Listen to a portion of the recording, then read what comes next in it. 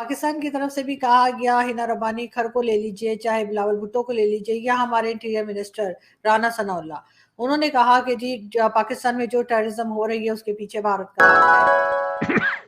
अब अगर इनके पास एविडेंस है तो वो एविडेंस एक इम्पार्शल कोई बॉडी होनी चाहिए जो उसको इवेल्युएट करे। दोस्तों, आज काफ़ी देर के बाद पाकिस्तान की तरफ से एक बड़ा सख्त पैगाम गया है इंडिया के लिए, और वो ये है कि जो भारत है वो पाकिस्तान में दहशतगर्दी को एज ए टूल यूज़ कर रहा है।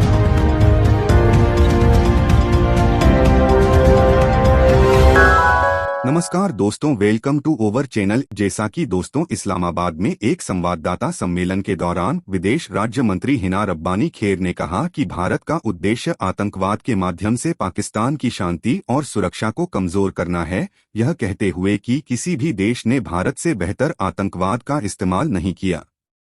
गृह मंत्री राणा सनाउल्लाह ने कहा कि पिछले साल लाहौर में जमात-उद-दावा प्रमुख हाफिज सईद के जौहर टाउन आवास के पास हुए बम विस्फोट के पीछे भारत का हाथ था, जिसके एक दिन बाद उनकी मीडिया ब्रीफिंग हुई। उन्होंने आगे कहा कि भारत खुद को आतंकवाद विरोधी चैंपियन के रूप में चित्रित कर रहा है, भले ही उसने इस संबंध में कोई योगदान नहीं दिया है और केवल जुबानी अदायगी की है। यदि आप पाकिस्तान और भारत की तुलना करते हैं तो आप पाएंगे कि आतंकवाद का मुकाबला करने में पाकिस्तान हमेशा सबसे आगे रहता है, यह सुनिश्चित करने के लिए कि हम दुनिया में एक ऐसे खिलाड़ी हैं जो कोशिश करते हैं और सुनिश्चित करते हैं कि आतंकवाद हमें परेशान नहीं करता है। तो आइए दोस्तों, इस वीडियो के माध्यम से पाक मीडिया की प्रतिक्रिया जानते हैं। जय हिंद। पाकिस्तान की तरफ से भी कहा गया, हिना रब्बानी खर को ले लीजिए, चाहे बिलावल भुट्टो को ले लीजिए, या हमारे इंटीरियर मिनिस्टर राना सनाउल्लाह, उन्होंने कहा कि जी पाकिस्तान में जो टेररिज्म हो रही है उसके पीछे भारत का हाथ है। और इसी किस्म की बात डॉक्टर जयशंकर ने कही है कि जो टेररिज्म हो रही है उसमें पाकिस्तान का हाथ है। किस तरह देख रहे हैं आप दोनों की स्टेटमेंट्स? सबसे पहला शायद बयान मुझे लगता है कि राणा सनाउल्लाह का ही आया, जब उन्होंने प्रेस कॉन्फ्रेंस की और सारी चीजें क्लियर की, भारत पर आरोप लगाया, कहा कि जी हमारे पास पुख्ता सबूत हैं। तो होगा कि टेररिज्म और बाकी चीजों में इन्वॉल्वमेंट के लिए कौन सा देश बदनाम है, किस देश पर टैग लगा है, क्या ये इंडिया है या क्या ये पाकिस्तान है? जाहिर सी बात है पाकिस्तान पर ये टैग बहुत लंबे टाइम से लगा हुआ है, और टैग यूं ही नहीं लगा। मैं अगर आपको कहूं कि मुंबई अटैक सबसे बड़े हमलों में से इंडिया पर एक था, उसकी साजिश पाकिस्तान की जमीन पर रची गई, वहां से आतंकवादी आए, हमला किया। इसमें तो पाकिस्तान की सरकार को मानना पड़ा कि यस, ये लोग पाकिस्तानी थे। कसाब हो, आपकी मीडिया गई वहां पे, घर ढूंढ निकाला। हालांकि अभी बहुत सारे लोग कहते हैं कि जी वो इंडियन था और ये था और वो था। खैर, उस पर पाकिस्तान ने माना, पहली बात। दूसरी बात कि जब भी जो भी हमले हुए हैं, मैं आपको याद दिलाना चाहूंगा, आपके पाकिस्तानी एयरफोर्स के चीफ रहे हैं एयर मार्शल असगर खान, शायद अब वो इस दुनिया में नहीं रहे। उनका बयान है यूट्यूब पर, बाकायदा वीडियो बयान है, किसी इंटरव्यू में उन्होंने ये बात कही थी कि हमेशा जो लड़ाई झगड़े और युद्ध की जो पहल है वो पाकिस्तान की तरफ से की गई है। और चारों लड़ाइयों का जिक्र किया उन्होंने 48 वाली लड़ाई का भी कहा, उन्होंने 65 वाली लड़ाई का भी कहा, 71 का भी कहा, इनफैक्ट करगिल का कहा कि हर बार पहल पाकिस्तान की तरफ से हुई, इंडिया ने डिफेंड किया है। कि इमरान खान को ले लीजिए, इमरान खान ने ही ये बयान दिया था ना कि जी अल-कायदा के आतंकियों को ट्रेनिंग देना हमारे लिए सबसे बड़ी भूल थी। ये बड़ी हेडलाइंस छपी थी। आप बताइए कि इंडिया की तरफ से ऐसी कौन सी घटनाएं की गई हैं जिसमें कहा गया हो, जो प्रूफ मिले हो कि इतनी बड़ी आतंकवादी घटना जो है वो इंडिया ने इल्जाम लगाना एक बात है। अब अगर इनके पास एविडेंस है तो वो एविडेंस एक इम्पार्शल कोई बॉडी होनी चाहिए जो उसको इवेल्युएट करे। क्या पाकिस्तान ने ये इस किस्म का डॉसियर पहले नहीं तैयार किए? ये कई दफा हो चुका है, ये कोई पहली दफा ये डॉसियर नहीं आया। इससे पहले भी 2-3 दफा कोशिश हो चुकी है डॉसियर। यहां से इन्होंने कहा है हमने जनरल सेक्रेटरी यूनाइटेड नेशंस को भी भेजा है, सिक्योरिटी काउंसिल को भी भेजा है, तो ये कोई नई स्टोरी नहीं है।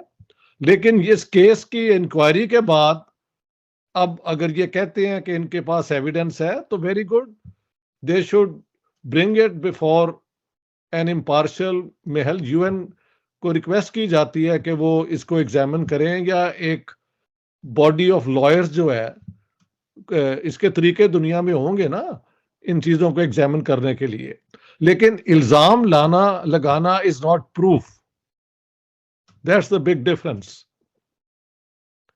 पाकिस्तान की इस किस्म की इल्जाम तराशी जो है उसको दुनिया कोई सीरियसली नहीं लेती। देखे, इंडिया में जब मुंबई का अटैक हुआ था तो ना सिर्फ वो अजमल कसाब को उन्होंने पकड़ लिया था, बाद में उसे हैंग कर दिया, but there was another character, Headley, Daood Daood Gilani उसका नाम था, और उसको पकड़ लिया था उन्होंने, और उस पर केस चला और पता नहीं 35 साल उसको सजा हुई थी। और अमेरिका, वो सीआईए का वो डबल एजेंट था, वो सीआईए का एजेंट भी था और वो पाकिस्तान के साथ भी काम करता था, according to the literature which is available on him.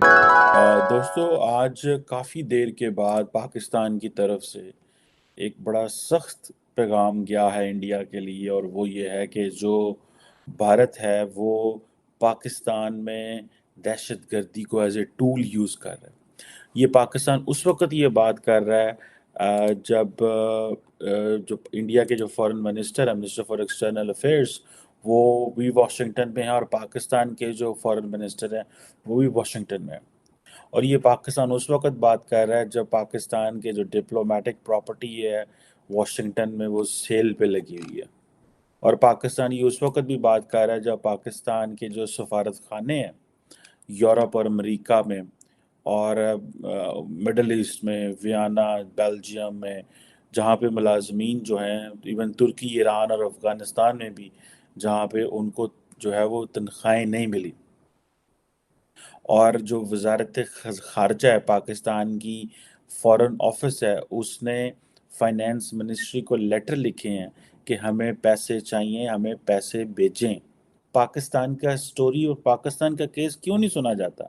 Hina Rabbani खारी ये कहती हैं कि जाने हमने दी, सारा कुछ किया ये हमने, और जो है वो बातें सारी इंडिया कर रहा है, जैसे वो पोर्ट्री कर रहा है जैसे सबसे बड़ा वो उसका इफेक्टिव वो है।